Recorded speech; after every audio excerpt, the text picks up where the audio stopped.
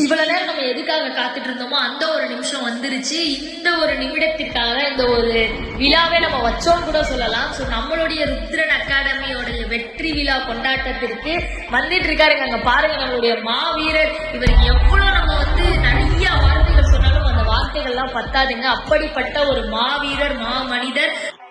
சில மனிதர்களின் வருகை ஒரு நிகழ்ச்சிக்கு மட்டும் பெருமை சேர்க்காது, ஒரு தலைமுறைக்கு உத்வேகமாக மாறிவிடும். தன் உயிரையும் பொருட்படுத்தாமல் தாய்நாட்டின் பாதுகாப்பிற்காக எதிரிகளின் முன் அஞ்சாமல் நின்று வீரத்தின் புதிய அத்தியாயத்தை எழுதிய இந்தியாவின் 2வது உயரிய அமெரிக்கால வீர விருதான கீர்த்தி சக்கரா விருதால் கௌரவிக்கப்பட்ட நம் தாய் மண்ணின் பெருமை, நம் வீர தமிழர் இந்திய ராணுவ வீரர் திரு ஏ மீனாட்சி சுந்தரம் அவர்கள் இன்று நமது ருத்ரன் அகாடமியின் வெற்றி விழாவிற்கு வருகை தந்திருப்பது எங்களுக்கு மட்டுமல்ல, இங்கு இருக்கும் ஒவ்வொரு மாணவருக்கும் ஒரு பெருமையான தருணம்.